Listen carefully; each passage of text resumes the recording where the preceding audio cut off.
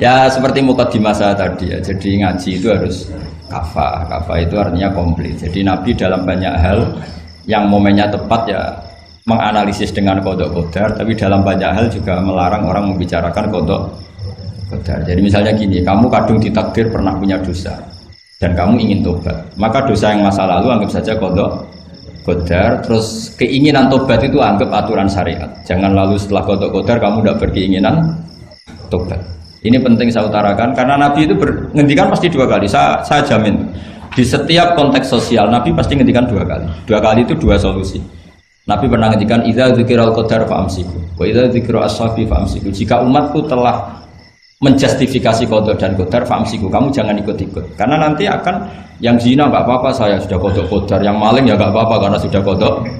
Wah bahaya, bisa hancur syariat kalau seperti itu. Tapi ada banyak hal yang Nabi mengisnadkan itu ke qadar qadar. Kayak cerita Nabi Musa dan Nabi Adam. Ada kan di hadis Sahih itu jelas. Ini dengerin, ini betul di hadis Sahih. Nabi Musa itu saking Israelnya, memang beliau orang apa? Pertama, semua Nabi kan pasti ngalami diangkat ke alam roh. Nabi loh ya, tidak sampean Nabi. Sama tidak usah ambisi begitu, Nabi ini. Ketika beliau diangkat di alam roh itu ketemu Nabi Adam. Padahal Nabi Adam kan Abul Basar, tokoh utama ada. Pertama ketemu langsung ngomong gini, anta Adam, kamu betul yang namanya Adam? Ya saya Adam. Antal ladzi akhrajtan nasa minal jannati wa asqaitahum. Siapa hadisnya? Antal ladzi akhrajtan nasa minal jannati wa asqaitahum. Gara-gara kamu orang enggak hidup di surga. Jadi kalau sampean marah gara-gara kamu, saya harus cari uang sampai Korea. Coba kalau kita masih di surga, enggak perlu kerja di mana? Karena semuanya tersediakan, enggak punya istri jelek, semuanya cantik karena bidadari. Gara-gara jenengan kita harus keluar di bumi dan keluar dari surga. Nabi Adam itu karena orang sepuh ya, beliau santai saja. Anta Musa, kamu betul Musa? Ya, saya Musa. Anta Kalimu, ya saya Kalimu. Anta Sofio, ya saya. Nabi Adam masih muji-muji. Ini pentingnya orang bijak. Jadi kalau sama nanti ngelawan saya tetap bijak insya Allah. Tapi sampai bisa neraka, ngelawan kiai itu dosa. Dosa sekali, bukan dosa biasa, sangat dosa. Nabi Musa, Nabi Adam masih anta sofi wa anta kalimu. Bukankah kamu melihat di Taurat bahwa saya akan dosa dan akan dosa saya sudah ditulis 40 tahun sebelum saya dosa? Iya ya Musa. Iya ya Nabi Adam, ya betul gitu. Berarti kamu mengkritik saya atalumunani fi amrin qad qadahu. Kamu mengkritik saya, menyalahkan saya dengan sesuatu yang sudah digodok-godok oleh Allah sebelum saya lakukan. Jadi sudah ditulis sama Allah 40 tahun sebelum saya salah, sudah ditulis skenario nya nanti Adam akan salah terus keluar dari surga. Memang dari awal Allah skenario nya seperti itu. Itu ibarat istri kamu sudah tahu ini kalau miskin setia, kalau sudah kaya nanti pola, itu sudah tahu. Tapi anehnya istri kamu ketika nyata pola kok tidak siap, padahal sebetulnya sudah tahu gitu ya kan. Makanya saya kalau ngaji di mana-mana bilang kelirunya orang Indonesia itu satu, kalau ilmunya terbukti itu tersiksa, itu kelirunya orang ini. Semua cowok tahu nggak, semua lelaki tahu nggak, kalau nggak pernah nafakoi diomelin, tahu nggak? Tahu. Tapi ketika itu nyata nggak siap. Harusnya ketika nyata diomelin, alhamdulillah ilmu saya benar, terkemudian. Tapi istri kamu juga gitu. Biasanya wong lanang duwe akeh pola. Terus dengar sampean mulai cinta orang lain, harusnya kan alhamdulillah ilmu saya benar kan.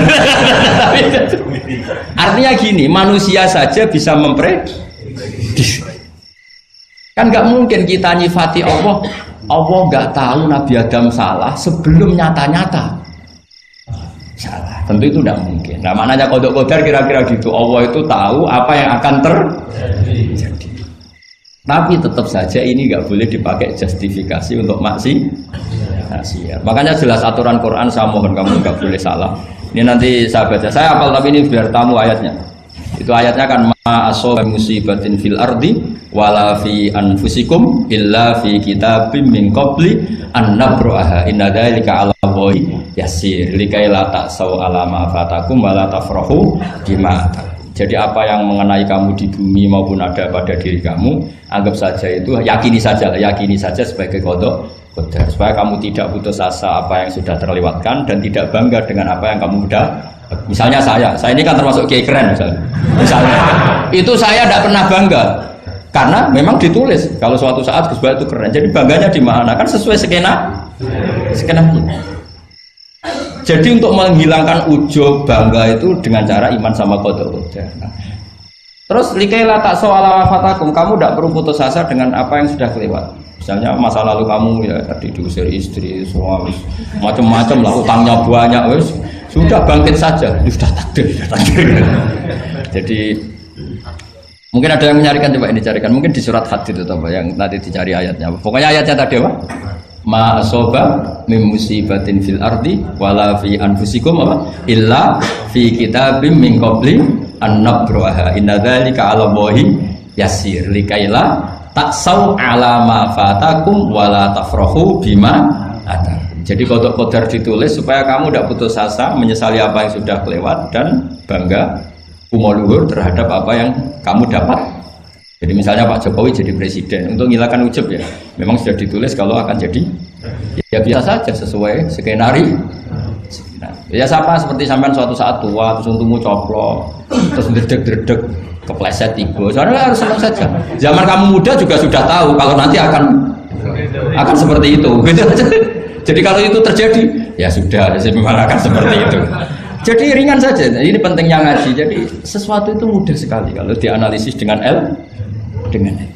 Ya cukup ya. Satu lagi aja jangan. Kalau nggak salah itu surat Hadid. Biar ditahukan suratnya. Diumumkan siapa? Surat apa? Hadid itu? Hadid 22. Hadid 22 ya. Hadid 22. Berdiri aja Pak Bapak. Oh enggak. Oh ya enggak apa-apa gimana? Assalamualaikum warahmatullahi wabarakatuh. Waalaikumsalam warahmatullahi wabarakatuh. Saya buat kehormatan sama Kiai. Ya.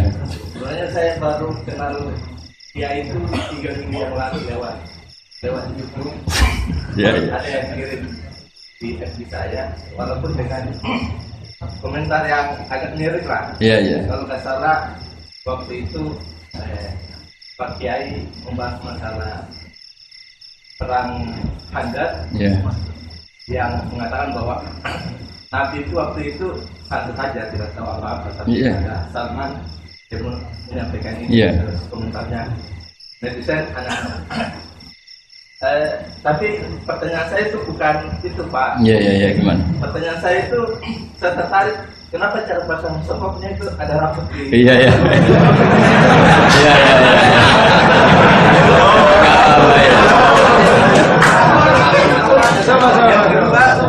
Yang kedua, ini sebenarnya hal umum. Saya bukan ahli apa Al-Quran, tapi ada ayat yang mengatakan bahwa sampaikanlah dari aku meskipun satu ayat itu enggak. Walaupun itu cuma satu ayat. Dari aku balihu anni walau ayat.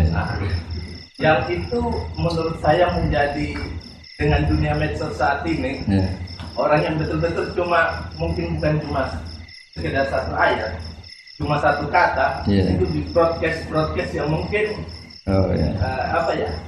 memacu perdebatan. Makanya ini Vini, namanya siapa? Sulaiman. Begini aja, ini saya jawab. Tapi ini ringan. Sama relax saja santai. Jadi memang tradisi ulama sama masyarakat itu beda. Jadi kalau Nabi dikatakan tidak tahu dalam konteks tertentu itu malah madh. Madh itu memuji. Karena tadi syaratnya Nabi harus ummi. Ummi itu kan keibu-ibuan. Jadi kalau Nabi tahu itu nanti seakan-akan dia itu dikawal oleh ilmunya. Padahal Nabi itu dikawal oleh nubuah. Ini bedanya Nabi sama ndak. Jadi Nabi di Quran itu biasa ada kata makun tatadri mal kitabu walal iman. Terjemahnya kan kamu tidak tahu. Kanjeng Nabi biasa didhawuhi Allah makun tatadri mal kitab wal iman. Kamu itu tidak tahu apa itu kitab. Tapi itu sifat madh. Sifat apa? Madh. Madh itu memuji. Kenapa itu jadi pujian? Karena Nabi kalau sudah tahu urusan sesuatu nanti jadi ilmu tandingan menandingi wahyu.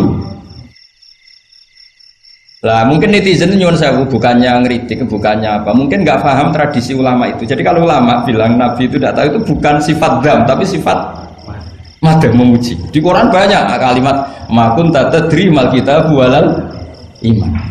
Makanya Nabi ketika disuruh baca Iqra ya Muhammad, jawabannya gimana? Saya tidak bisa baca. Tapi bukan sifat buruk, justru bagus. Kalau Nabi bisa baca, ilmunya nanti dikira beliau belajar dari buku-buku, dan itu dia jadi Nabi. Wah, itu memang bacanya banyak. Clear ya ini ya, supaya nggak salah paham. Jadi dikatakan tidak tahu kalau Nabi itu bagus, mader. Nggak bisa baca juga mader, sifat pujian. Kalau kamu udah bisa baca, buruk sekali. Itu jelas. Ya kan, tahu semua kan, ketika Nabi disuruh baca bilang apa? Saya tidak bisa baca, tapi itu bagus. Karena semuanya biar karena wah. Ya, soal gaya peci saya ini Islam khas ya, khas ini.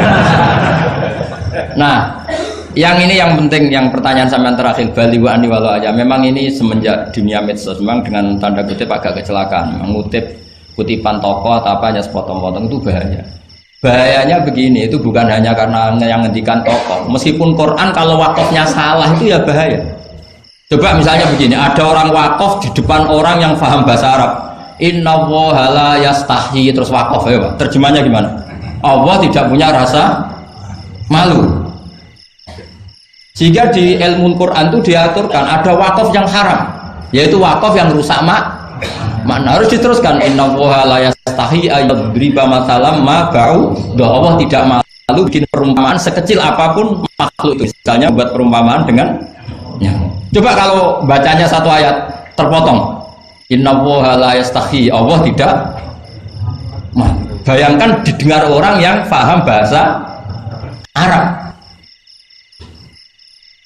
Jadi problem kita adalah kadang ngutip kiai ya gitu. Jadi apa ya tadi belum mendengarin kompletnya ngaji. Jadi kalau ada ulama bilang Nabi tidak tahu, itu sebenarnya made itu ngelem karena memang begitu. Makanya Allah bilang apa? Ma kunta tadri mal kitab walal iman. Muhammad, kamu tidak tahu apa yang maknanya kitab, maknanya iman. Tapi nggak tahu ini untuk Nabi kelebihan, karena kalau Nabi tahu dulu berarti ilmunya sebagian diserap dari Taurat dan Injil, dari yang macam-macam. Makanya dulu orang kafir kalau ngeritik Nabi kan, walaqad na'lamu annahum yaquluna innama yu'allimuhu basar. Muhammad pinter macam pernah belajar. Terus Allah menjawab, Muhammad itu nggak pernah belajar, bahkan baca saja tidak. Jadi kalau Nabi dikatakan nggak bisa baca, nggak tahu, itu madh. Saya ulang lagi, untuk Nabi itu madh. Sehingga semua yang dilakukan Nabi in huwa illa wahyu yuha, semua hanya berdasar wahyu. Ini bedanya Nabi dengan selain Nabi. Makanya Nabi itu nggak pernah baca, nggak boleh memang. Karena tadi pasti ini jadi ilmu tandingan. Itu bahaya kalau untuk Nabi, supaya semuanya orisinal dari Allah. Nabi itu sama Allah dikosongkan, semuanya kosong.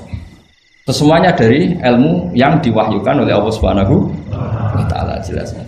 Jadi bali wa ani walau ayat itu saya mohon, maksudnya itu ayat itu bukan ayat satu Quran potongan, enggak. Ayat yang muhkamah, yang utuh. Tapi kalau satu potongan ya enggak boleh. Tadi misalnya dipotong apa inna Allaha la yastahi, kan kayak. Makanya di bab ilmu tajwid kan diterangkan wa ba'da tajwidika lil hurufi la budda mim ma'rifatil wuqufi. Setelah kamu tahu tajwid, ikhfa, idhar, idgham, kamu harus mengenal ilmu waqaf. Karena sekali salah waqaf itu fa. Ya gitu Mas Leman ya. Assalamualaikum warahmatullahi wabarakatuh.